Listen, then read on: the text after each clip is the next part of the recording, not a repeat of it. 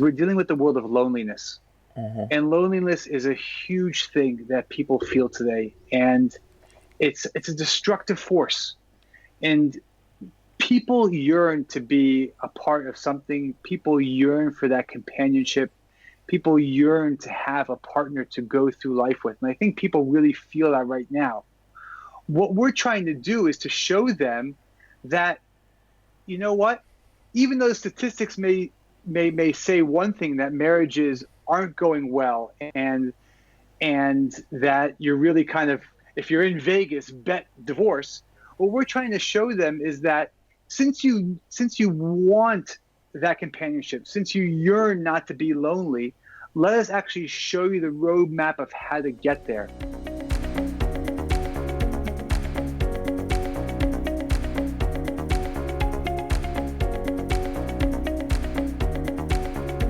Hello, I'm Darren Grimes and welcome to Reasoned UK, where the channel that asks you to think more and follow less, and today's episode is absolutely no exception. Do consider, after you've watched it, if you like it, give us a subscribe and share the video so your friends and family can enjoy it too. I think it's a really insightful discussion. It certainly gave me a lot of things to marinate and reflect on after the discussion, so do let us know in the comment section what you thought about it. Cheers. So, Tod Jacobs is director of the David Robinson Institute for Jewish Heritage in Jerusalem, which he co-founded in 2005. And Peter Lynn has served as Dean of Students at the David Robinson Institute for Jewish Heritage since its inception.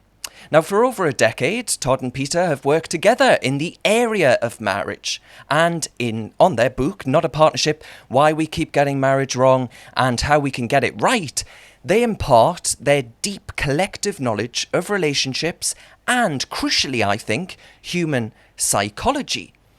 Now, Tod, can I start with you? At the start of the book, you describe an interaction you had.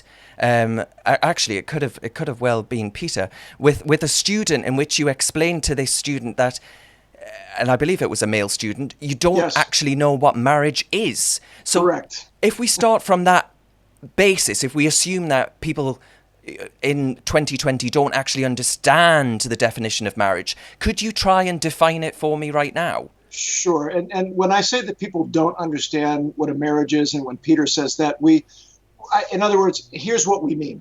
If I ask you, what do you do for a living? You say, I'm a lawyer, I'm a doctor, I'm a social worker. And I say, what exactly is a social worker? What is social work as a profession? What does it look like?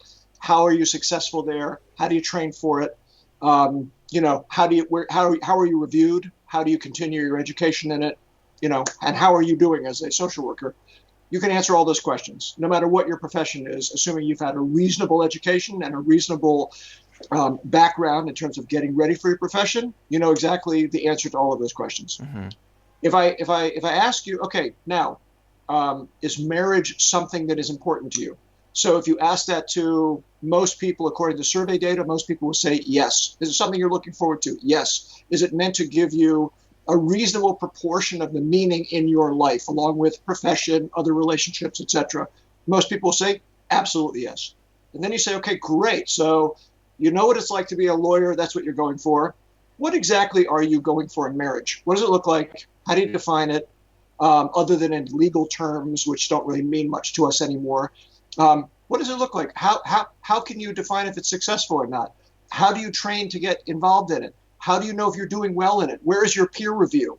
How do you, and what you find is when you start asking people, well, to define it in anything other than the simplest terms, people start kind of backing away because I don't know exactly. So here it's the most important thing in my life potentially. And on the other hand, I can't really define it. I may never have seen a really good one. I certainly have not trained for it. And I may be either entering into it, or I may be well into it, or I may have already failed at it numerous times.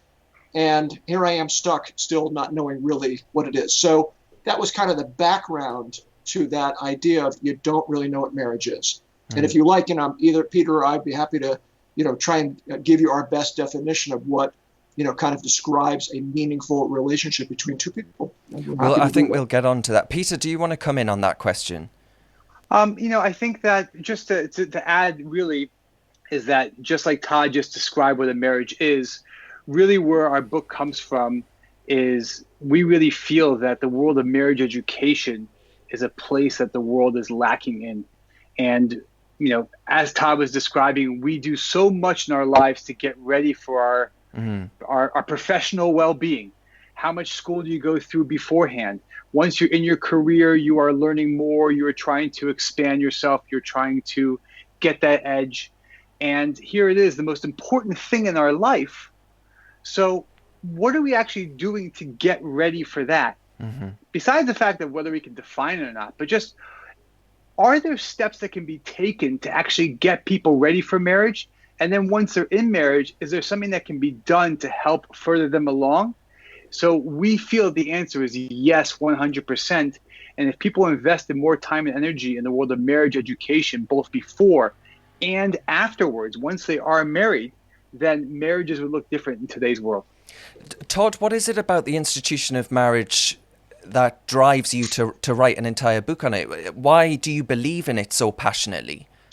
So it's an excellent question. Look, there's sort of a spiritual answer to it. There's a cultural answer to it. There's a psychological answer to it. I think it all boils down to the same thing in many ways, that there seems to be in a human being a deep desire to connect to an other. Now, the Jewish conception of what makes up a human being is that you have three parts, and you don't have to be Jewish to have these three parts. Every human being has these three parts: male, female, Jewish, non-Jewish, atheistic. You all have these parts, and nobody can really. We have a physical set of drives, we have an emotional set of drives, we have a spiritual set of drives. Now, the physical drives we share with a reptile. The emotional drives we share with a mammal. The spiritual drives are uniquely human. The desire to be something more than I am right now, the desire to decide what's good and evil, to work against what might be expedient for a longer term goal. Those are uniquely human things. We don't find even the most developed animals having a sense that I want to be something bigger than I am right now. So the connection with another person is such a powerful connection that if you leave out any of those parts, any of those layers of what the human being is made up of, then you're missing something. But the more of those layers you can connect, the more you have, the longer it lasts, and the more security and ecstasy and feeling of well-being and happiness that you can derive from it. And of course, our problem in societally, we tend to be driven a lot by what goes on in the on the physical level. Physically, I'm attracted to somebody. Boom. Animal instinct.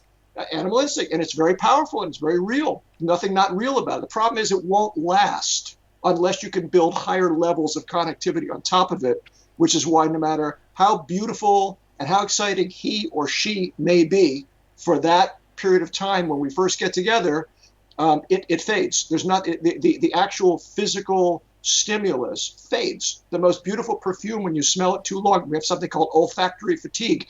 You walk into a perfume store, you're overwhelmed by a beautiful smell. Within 15, 20 minutes, you can't smell it anymore. That's the way we are when it comes to purely physical stimulus. If I can add an emotional depth that comes where I actually can feel passionate about the person, love the person beyond just a physical attraction, that makes me more connected. And when I have a set of spiritual goals that we can build together, whether it's the idea of a family, whether it's the idea of children, whether it's the idea that we stand for something as a couple that we want to, the imprint we want to leave in the world, we create an even higher level of connectivity. And when a person connects the dots across all three of those levels, and it's a lot of work to do it, but it can be done, the level of happiness, satisfaction, and pleasure to be derived from that type of a relationship is beyond comprehension. And so therefore, our feeling is that's worth fighting for. That's worth working for. And most people have a sense that it's there, but they don't know how to get it. And that's why we spent so much time on this book and the work that we do. Peter, before I bring you in on the institution of marriage and why you believe in it so passionately, I just want to pick you up, Todd, on something you said there, because I find it a really interesting thread, and I'm going slightly off on a tangent here, so please forgive me.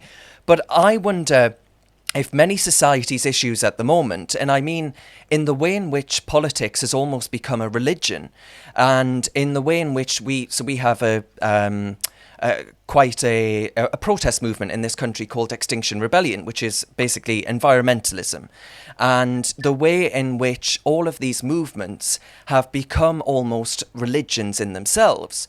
And I wonder if that goes to the heart of the way in which the decline of religion across the West, across many countries, has actually left people feeling that they need to believe in something bigger than themselves. They need to actually have a value, a faith system in something. And that isn't any longer, at least in the United Kingdom, that isn't Jesus Christ anymore. So they've got to find something. And that's why we're desperate for these political movements. And is there something in that, or am I sounding like... I agree with you 100%. A human being has a certain aspect which is spiritually, intellectually, morally, ethically inclined. It's a part of you which wants to connect to something beyond just the physical realm. Now, for many people, organized religion doesn't do that. It doesn't speak to them. It's outdated. It doesn't make sense to them. Doesn't fit into their worldview. That's fine. Everybody has to make that decision, but it doesn't mean that the need to connect beyond the self, beyond the sort of selfish, self-indulgent, self-obsessed part of ourselves. There's a need to connect beyond that to achieve anything approaching happiness for most people. Most people who are super self-indulgent and super self-obsessed wind up being very miserable. And I think that there's a fundamental human desire to connect beyond the self. And we want to connect to something. Nietzsche once said that we would rather have the void for our ideal than be void of an ideal. And that was his expression of what it means to be human. I want to connect something outside myself. It's not going to be religion. It's going to be politics. It's not going to be politics. It's going to be, a social activism. It's not going to be social activism. It's going to be something else. And that's just the human need. And we hope to help people fulfill that need, because we happen to think one of the most meaningful ways to fulfill it is through a deep relationship with an other. Peter, do you want to come in on both of those points that I just raised there? Let me just go with the point we just left off on. A teacher and a mentor of mine, his name is Dr. Martin Seligman. He is the founder of the field of positive psychology, which is where my background is. And he writes a book. The book's called Authentic Happiness. And he speaks on authentic happiness, that there are different levels of happiness. And he speaks about there's 3 different types of a life you can live. And those are 3 levels of happiness. And the highest level of that happiness is what's called the meaningful life. And the meaningful life he describes what is a meaningful life. It's being connected to something outside of yourself. And the greater that thing is, the more meaning you have, and therefore the happier you are as an individual. So I think, just going off of what Todd said, this yearning for a meaningful life and its correlation to happiness is a huge thing, and there's a lot of research behind this topic.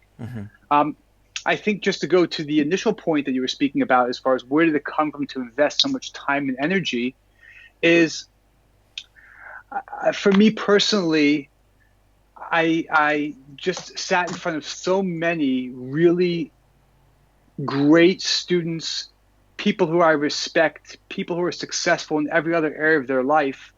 And when I ask them, I say, what's the most important goal you want to accomplish in your life? And all they could tell me is that, I just really want to get my family really worked out. And at the core of that family is obviously a marriage. And I just saw that their path of their roadmap of actually how to accomplish that was basically nil. There was nothing there. And I just felt that if I'm in the world I'm in is in the world of, I left the field of architecture a long time ago to commit to a life of, instead of building infrastructure, physical infrastructure, to build people. So when I saw people saying what their number one priority is, and yet they didn't have any sort of real way as far as how to go about that, for me, that made too many things bubble over inside of me. And I said, Todd, we have to do something. Let's do it. And here we are. Well, Peter, sticking with you then, divorce rates are going down in many countries. And you might look at that and think, well, wow, that's a very cheery statistic. But this is only thanks to the modern phenomenon that fewer of us are actually getting married. So right. I wonder to what extent you believe that the breakdown of the nuclear family, the rise of fatherless homes, for example, is actually responsible for many of society's problems at the moment. and actually reviving marriage, reviving a belief in marriage would actually solve a lot of those problems. Listen, there's an article written in the New York Times that said, just like you're saying, the divorce rate is going down for two reasons. It said, number one, people are getting married much later. And number two, people are just living together. And as the quote said, if it doesn't work out, we can just break our lease. So yes, the divorce rate is going down in that sense, but not for necessarily great reasons. Yeah. I have a personal philosophy that I try and live by, and I've seen it work in my own life. I've seen it work with students, and I've seen it work with colleagues.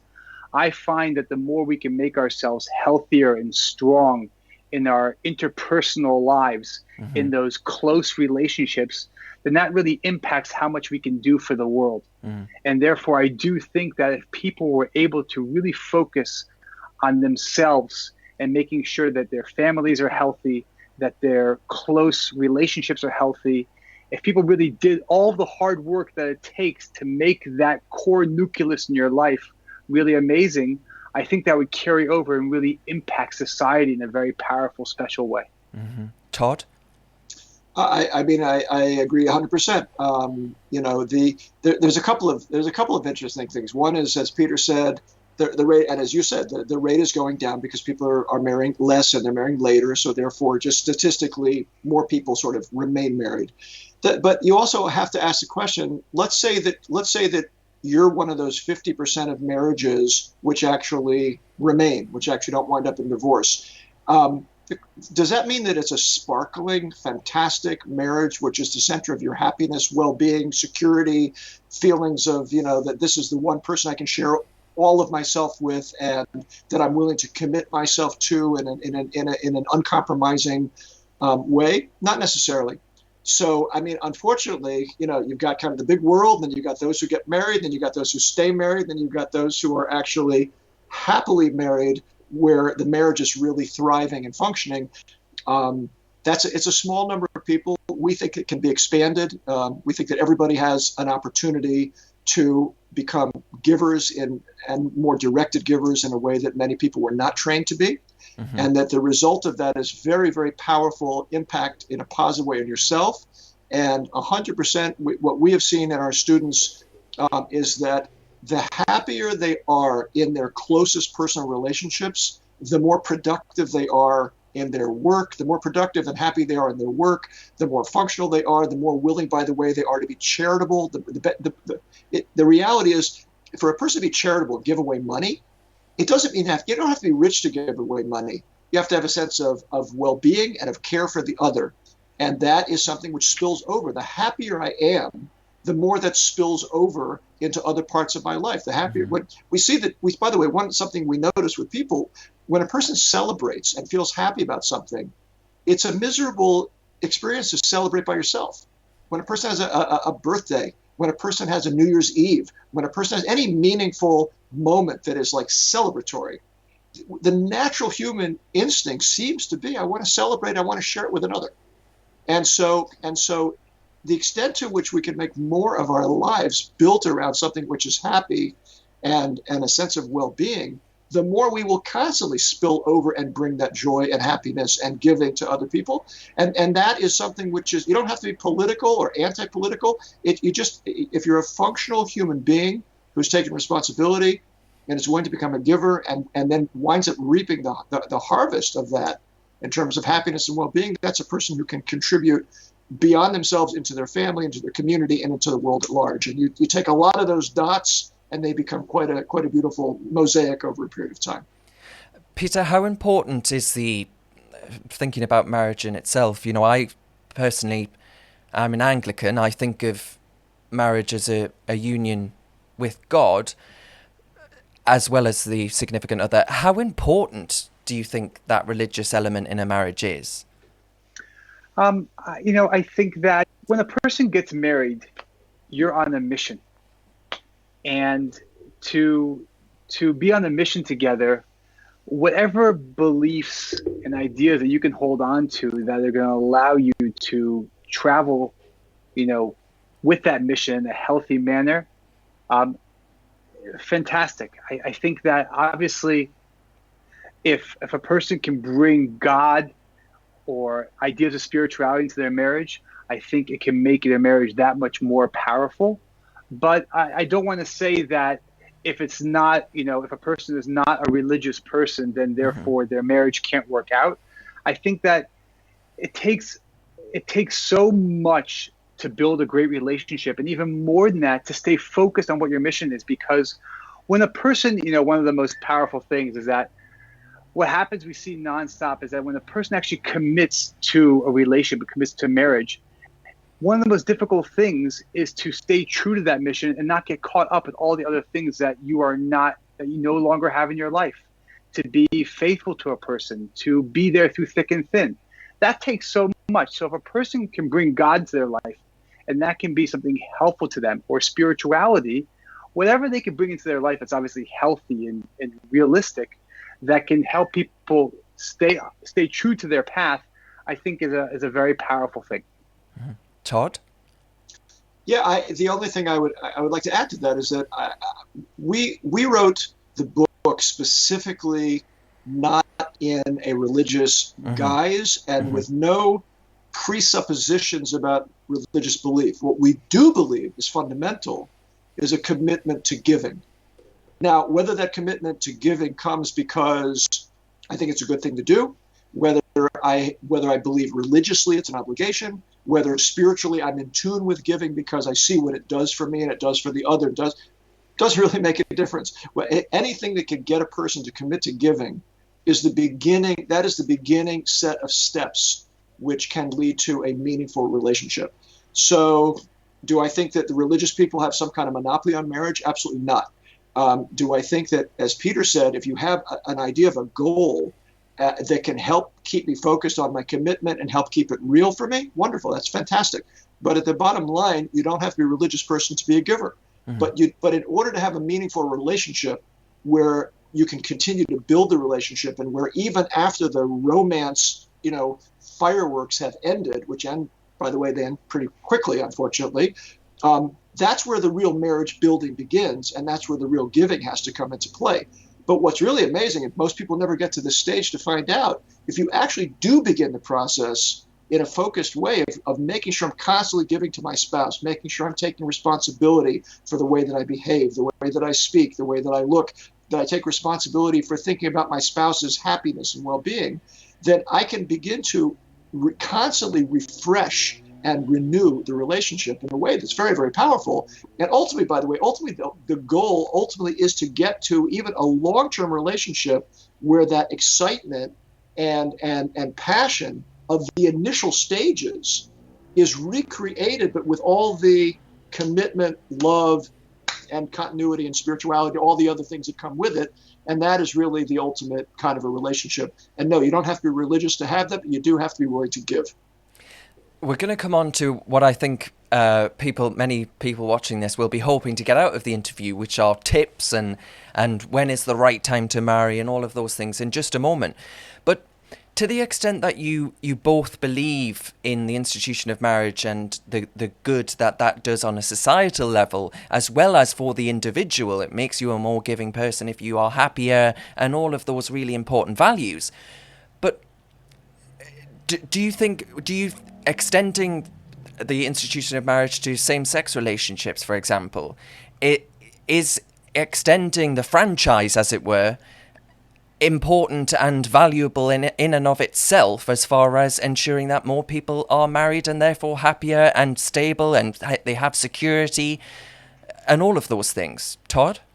I think we're pretty firm with a vision that every adult person should choose for themselves what it is that's meaningful for them, what type of relationship they would like to have. And we believe that every relationship can grow based upon a commitment to giving. And that's how we wrote the book. We wrote the book that we're assuming an adult is going to make their choices in life. So one person is going to choose religion, one person is going to choose male, female. People are going to make the choices that they make. We are not taking a position in that at all in terms of what we're saying to anybody else about what they should be doing. What I do in my life is my business. What Peter does in his life is his. What you do in yours is yours. Mm-hmm. But the tools that we're offering are tools that anybody who wants a meaningful relationship to have an impact beyond just physical connectivity into the realm of emotional and spiritual, they're going to have to commit themselves to giving.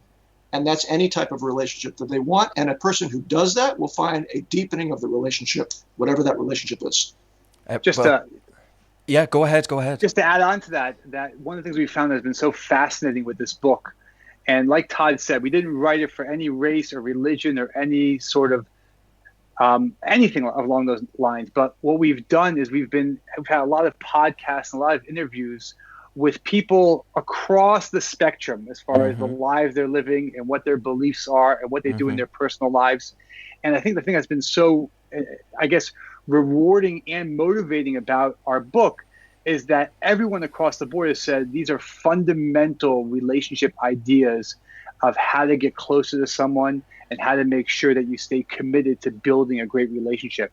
So that's been something which has been a huge part of our work together, to be able to create something which in many ways, since it's speaking about such fundamental ideas, it really fits in a very universal manner across the board. Mm-hmm. Well, Peter, staying with you, come on, let's get to the exciting stuff. What would your tips be for those absolutely desperate to know what the most important ingredient is to finding the right partner in life? I think that this is a funny thing, and I'm probably going to say something which people aren't expecting to hear.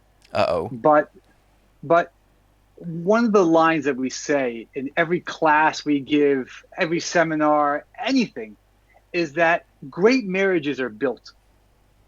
And while I'm not taking away from anything about the idea of who to finding the right person is a very special thing, and I'm happy to give you a list of what I think are fundamental things that you should look for in a person.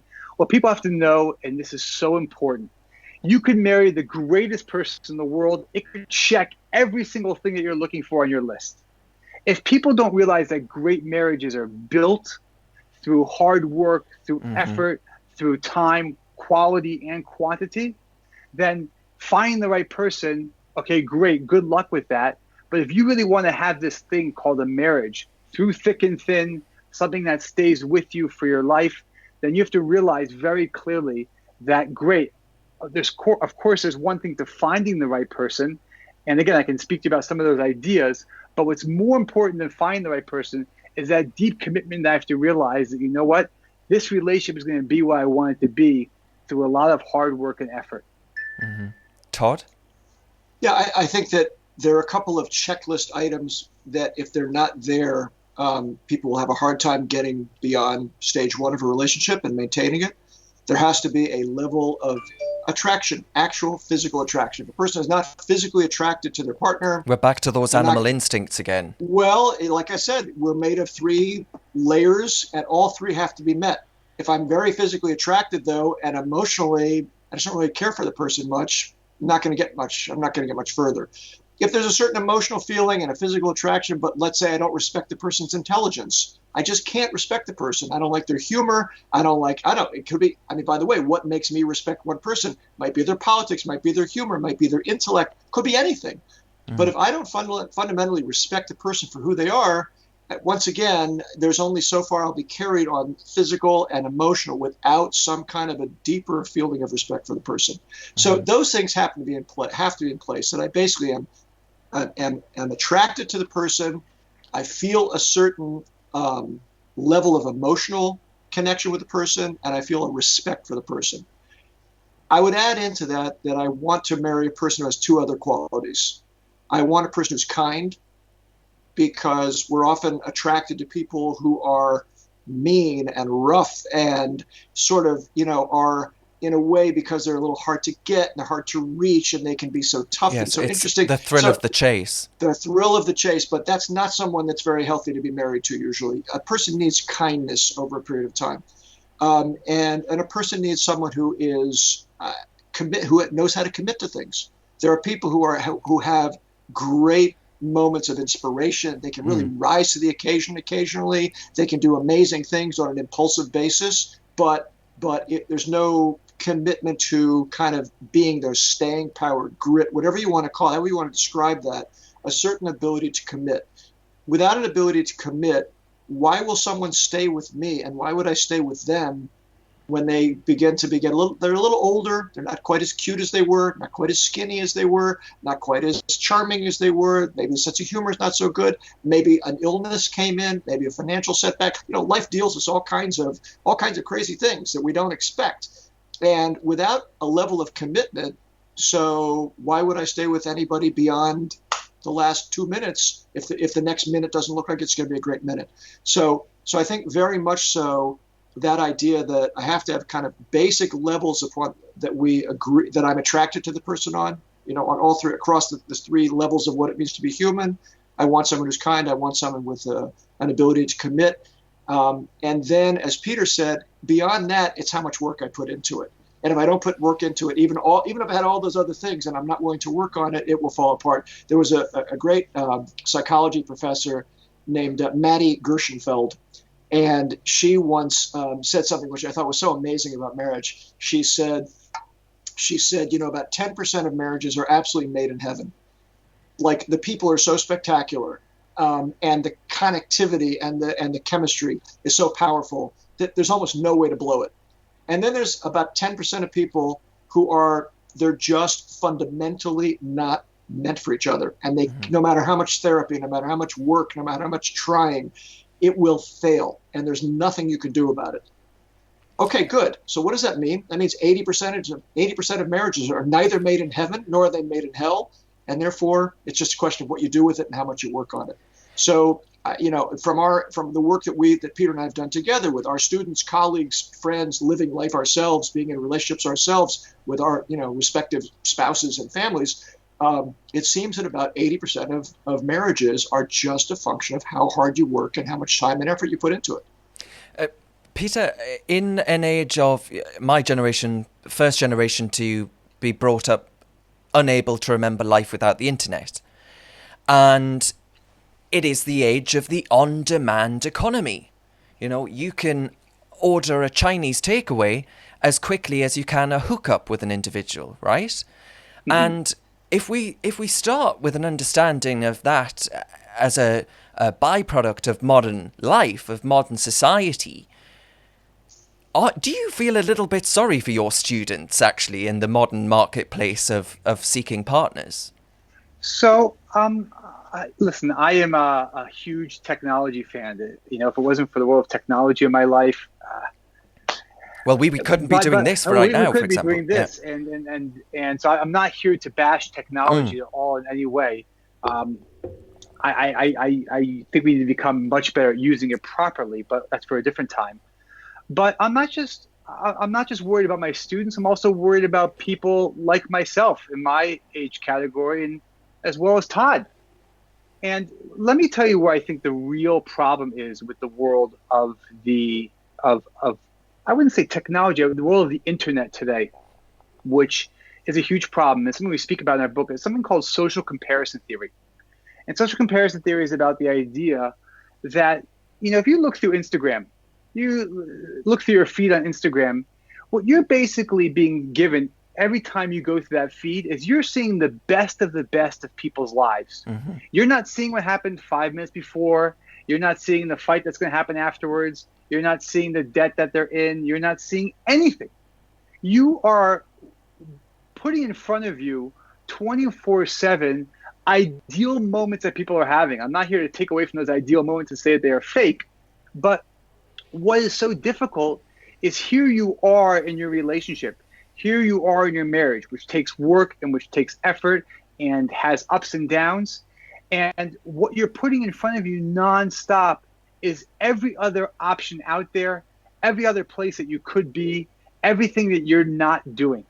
And what has happened, especially through social media, is that it's taken away people's ability to really work hard and to focus on what they have in front of them and realize that where my real happiness is going to come from is by me focusing and giving my marriage everything, giving it all my attention and making this thing amazing. And it's not going to come from just me jumping from this to that, to this, to that. So what has happened more than anything else is just through this concept of social comparison theory, it's created a lot of havoc in people being able to give their marriages what they need and what they deserve in order to thrive. So, Todd, are we all doomed?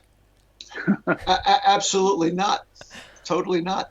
We just have to work. And I do think, Darren, you put your finger on something, which is that your generation does not know what the world looked like before internet. In other words, you can't imagine a world without smartphones, without internet, without Facebook.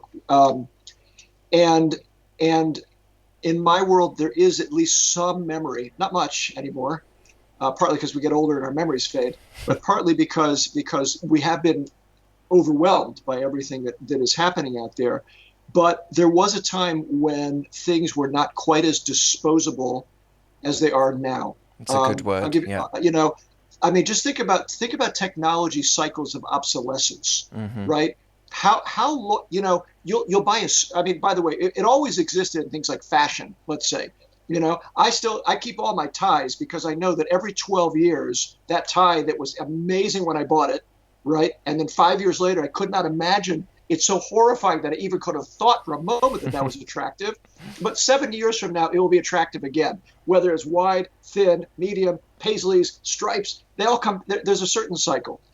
Now, that cycle was bad enough, but when you add in the technology obsolescence cycle of, let's say, smartphones, how long can you keep a phone until it just doesn't function anymore? Yeah. It's not fast enough. How long, the computer processor, right, that was in my computer 10 years ago, I can't download, movies in 3 gigabytes and watch them in full blazing color so everything in my life, in the world that is around me, is moving faster and faster and gets obsolete quicker and quicker. And what that does is it trains me to get tired of things really quickly. So when you add the general feeling that I get tired of things quickly because I need that newness, and you add on what Peter was talking about social comparison, which just makes me feel even more like I'm missing out, put those two things together, and it really makes it hard to say, wow, I want this old-fashioned thing called like a monogamous relationship with one person where we're going to commit to each other, and it's not going to be an open marriage, and it's not going to be just for a short time. And that's tough. That's tough stuff to do because it doesn't fit with anything else that's going on in my life. Even in the world of careers, by the way, people used to stay with companies for decades, right? I mean, we have students who work for technology companies who on their resume, and they're not considered flaky people. They're considered like, good, responsible. Every 6 months, they're a different company, different startup. This one had an exit. This one failed. This one, offered something else. This one, and whereas that, 10 years ago, if you would have looked at someone with a resume that every 6 months they jump from job to job, you would have said, I would never hire such a person. But that's become standard. That's become much more standard in certain areas of the economy. So all I'm saying is these things work against the idea of long-term commitment to something which, if I don't put a lot of effort into it, doesn't age so well. On the other hand, if I do put the effort in, not only does it age well, but, like a good wine, it just gets better and better. So, Todd, building on what you've just said there, though, if you work on the assumption that we as a society are getting used to this disposable, we throw things away at the drop of a hat, we're quite willing to do that, and we are actually applying that to our relationships, do you think they'll eventually become, or we'll get to a point where that is viewed as, we have been making some really significant mistakes, and people will just become absolutely nervous wrecks, riddled with loneliness, absolutely crippling levels of loneliness, and start to think, actually, we've got to reevaluate our value system. We've got to reevaluate the effort that we put into these relationships. We've got to reevaluate what we actually value in society and out of life. Will there come that point, or are we just on this trajectory evermore? Well, I used to be a stock analyst. That's what I did professionally before I, jumped out at age 40 and decided to devote my life to a different type of teaching and a different arena. And as an analyst, we were constantly making predictions about the future. And one of the things that is really hard to do is to make very big, sweeping predictions about the future. So I try not to make big, sweeping statements about where I think society will get to. I am relatively good at observing where society is and how things have changed, at least in a measurable way. I'll give you an interesting statistic. Now, I can't prove this statistic. I have heard it from a few different sources, but I can't prove that it's correct to you.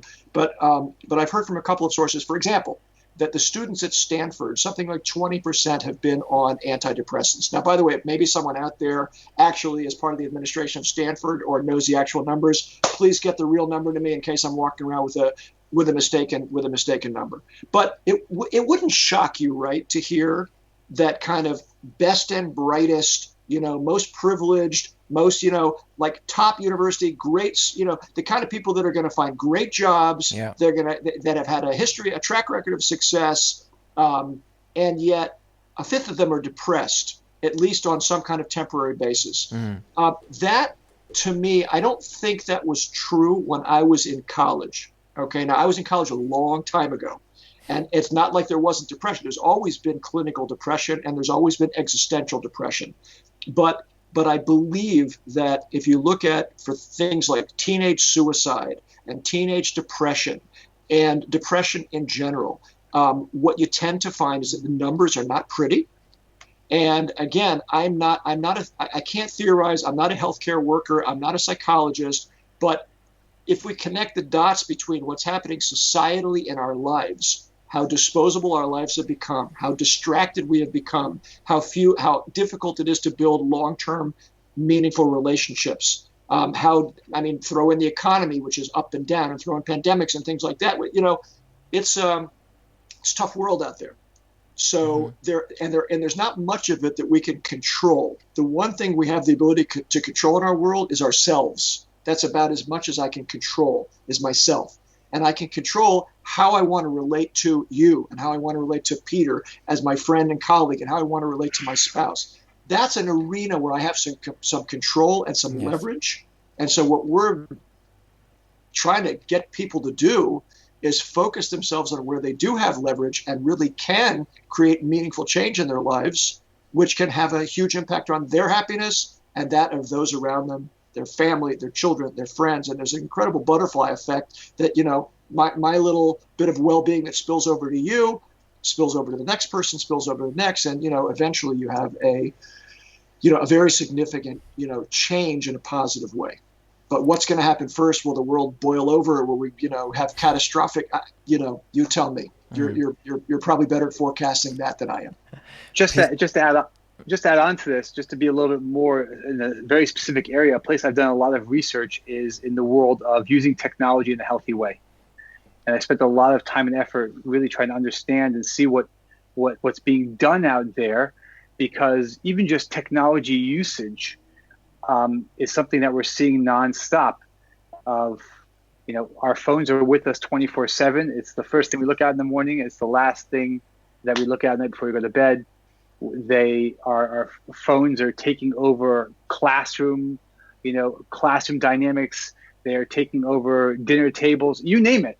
And what I have seen is there's been a push, and it seems to be getting a bit more of whether it's schools creating kind of policies or cultures of where the technology is limited. I've seen that they're creating kind of more hip social events, or whether it's concerts, where before people go into these events, they have to put their phone away or, check it in a certain place. So I have seen a little bit in a place that I have studied recently that there may be a little small tipping point happening. Maybe that's happening on a more global scale elsewhere, but just in this one area of technology, which is something we've been speaking about, I have seen people who have tried to make, I wouldn't say they're fringe groups. I would say they're more than fringe, that have tried to make some switches here, and it seems like it is catching on. And maybe that's something, again, we've been speaking about the world of technology. If it's happening there where people are kind of feeling fed up in a certain way, maybe that's going to start happening in other areas as well. I mean, you have no idea how much excitement that fills me with. And I say that as a massive hypocrite sat in front of my MacBook and my iPhone. But let's put that hypocrisy to one side. But I wonder if we go back to actually putting in the building blocks for a successful marriage. And we focus on what happens before a marriage. And in the context of the pandemic, in the context of COVID-19, we've seen a lot of couples, or at least I've heard of that. This is purely anecdotal. I'm not well read on research like the two of you are, but couples moving in together, right? Because they're thinking, well, you never know when the next lockdown's going to be. I might not be able to see you. You know, I want to move in with you. I want to spend time with you. I value your time. I cherish the relationship I have with you. Is there a risk in moving in with someone before you actually get married to them? Is that ever a risk? I don't know who wants to come in first. So I'll make a couple of comments.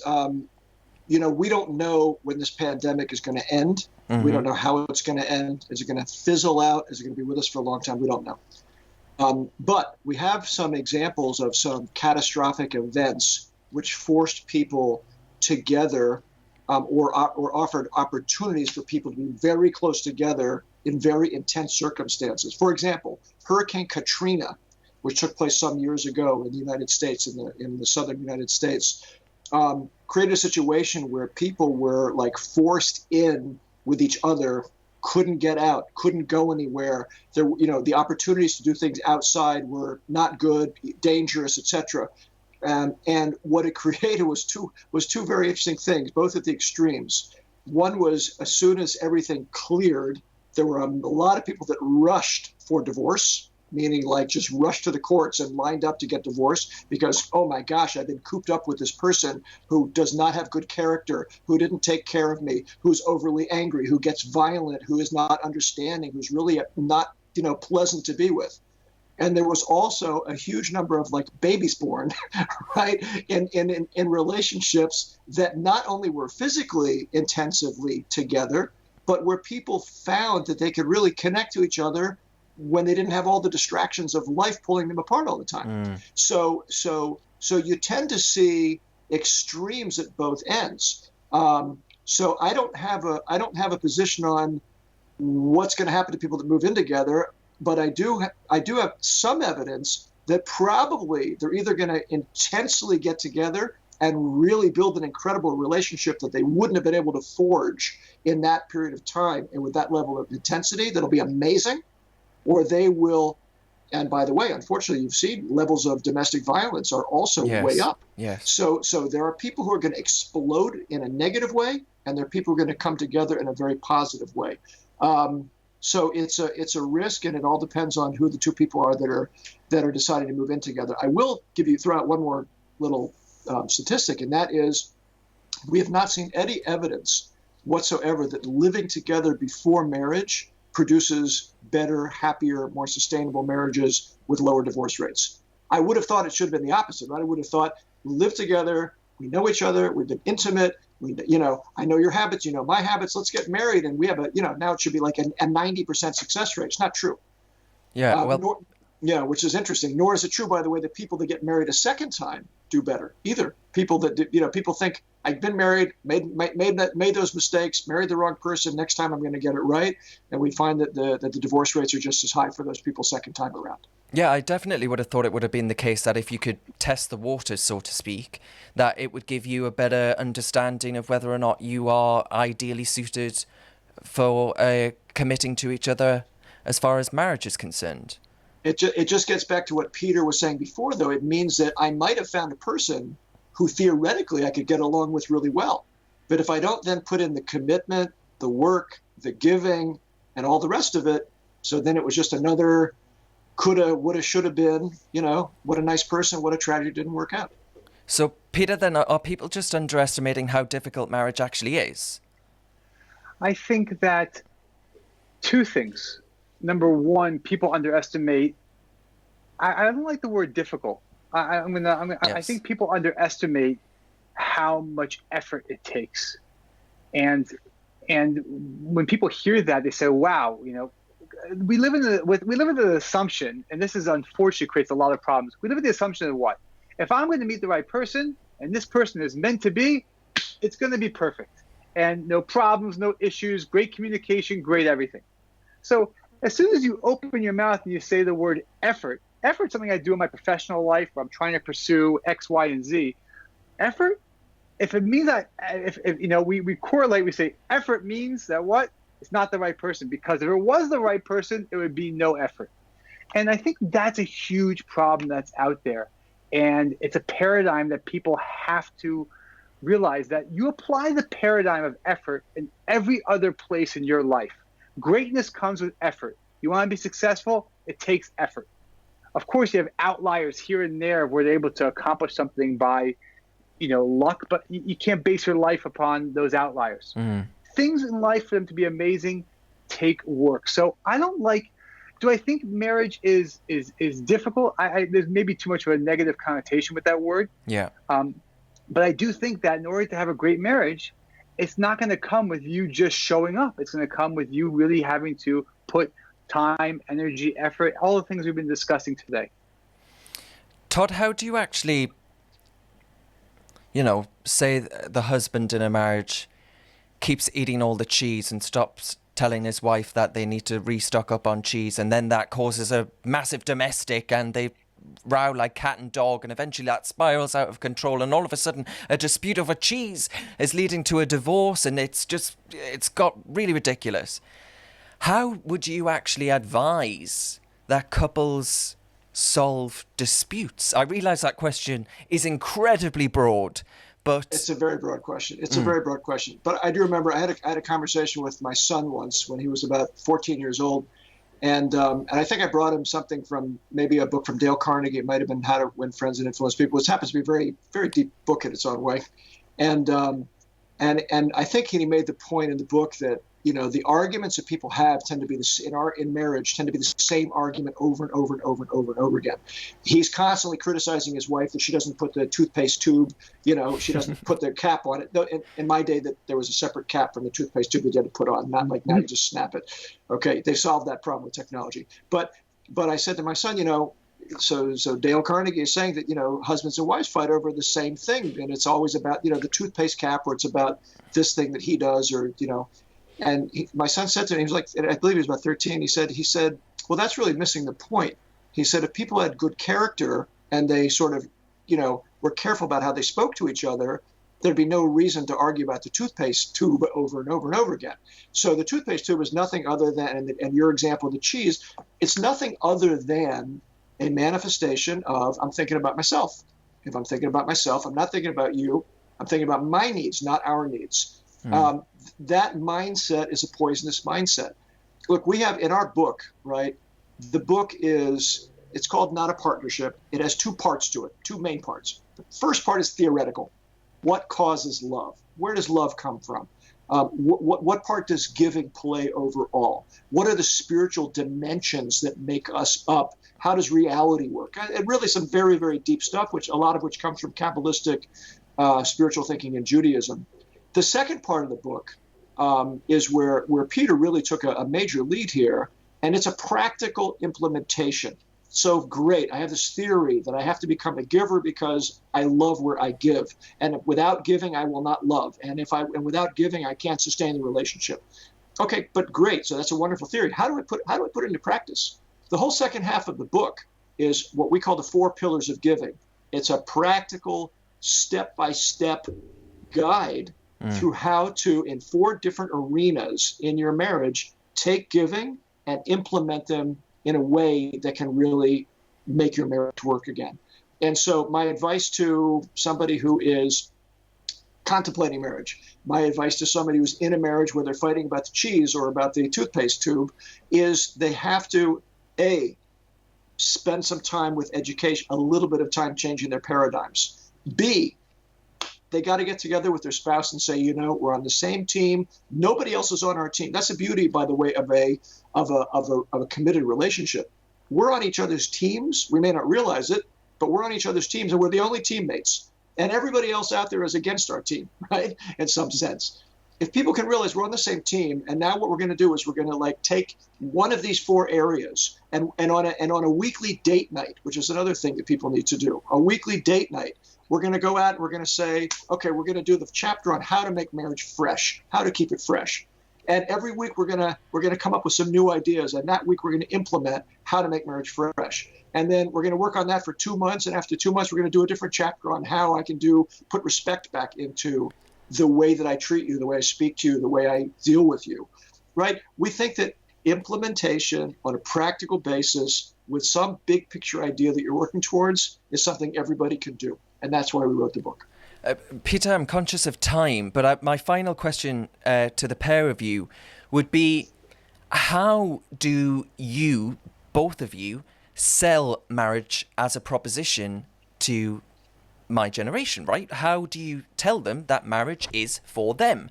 And you sell the message that marriage is a powerful way to actually, well, you describe it, I believe, as the number one opportunity to actually enhance your own character, not just the relationship itself, but actually build upon the foundations of yourself to actually improve your lot in life and therefore increase the potential of your own happiness as well. How do you sell that message? So maybe I'll take a stab at this, is that I actually don't think it's that difficult to sell the world of marriage, because one of the biggest issues, if not the biggest issue, that we are dealing with in the world today, and I really feel this, is we're dealing with the world of loneliness. And loneliness is a huge thing that people feel today, and it's a destructive force. And people yearn to be a part of something. People yearn for that companionship. People yearn to have a partner to go through life with. And I think people really feel that right now. What we're trying to do is to show them that, you know what, even though the statistics may say one thing, that marriages aren't going well, and that you're really kind of, if you're in Vegas, bet divorce. What we're trying to show them is that since you want that companionship, since you yearn not to be lonely, let us actually show you the roadmap of how to get there. And I feel that when we're able to show people there's a clear instruction manual, there's a PDF manual for the world of marriage, you're not in it by yourself. You don't have to kind of shoot from the hip. Or a Kindle menu anyway. Right. There's something there which we can give you as a way of actually how to make this happen. What we find is that when people feel like they have tools, when they have that PDF, that Kindle version of something, they feel empowered and say, okay, wow, let me go for it. It takes a tremendous amount of pressure and anxiety off that, okay, now I can actually make this thing happen that I yearn for so deeply. Todd, would you like to briefly come in on that? Yeah, I mean, I never try to sell somebody something that they don't want. If somebody tells me that they have a problem, if the problem is loneliness, if the problem is despair, if the problem is that feeling of fragmentation, alienation, which has overtaken our society, overtaken many individuals, then, and they're willing to think outside the box a little bit for someone who has not been thinking, for example, of a deep relationship, then once they say that they are interested in that relationship, we can be helpful to them. But if somebody is in the mindset that marriage is stupid, monogamy is stupid, doesn't make any sense, fine. I have no argument with such a person. I really believe that in everybody's right to choose, and that we are adults and we have to take responsibility for our actions. But once somebody, again, in the lives of our students, we find that very accomplished people in many arenas of their lives simply turn to us at some point and say, we're so successful in all these parts of our lives, and yet this one piece that we feel could really be meaningful, we just don't know how to do it. And that's where we usually pick up the conversation with, okay, let's try to define what it is you want, and let's help you try to define a way to get there. Let's try to give you the tools to get there. But, it's very hard to try to, we're not salesmen. We're not trying to sell something to someone. I'm not the representative of marriage in the world. What Peter and I are, we're educators who, for someone who wants a meaningful relationship with another person, we can help give you some tools if you're willing to do the work. And that's why we wrote the book, and that's what we're dedicated to. Well, I taken up more of your time than I intended, but it's only because I really enjoyed the conversation. So thank you very much. Thank you so much. Thank you, Darren. Where can people find the book and learn more about your work if they wish to do so? Sure. The book is available on Amazon. It's called Not a Partnership: Why we Keep Failing in Marriages and how we can make them better. Not a Partnership, and you can get it. You can get it on Kindle if you're outside the United States. If you're in the U.S., you can buy the book or get it on Kindle. We also have a website called notapartnership.com where we have lots of video material and other types of things that can help people in their relationships. Brilliant. Thank you very much. Okay. Thank you, Darren. Okay, Darren, thank you so much. Reasoned is a grassroots organisation that relies on support from people like yourself who want us to continue producing our free-thinking, high-quality content. You can rest assured whatever you donate, big or small, will be put back into ensuring we win the battle of ideas. Thank you for your support.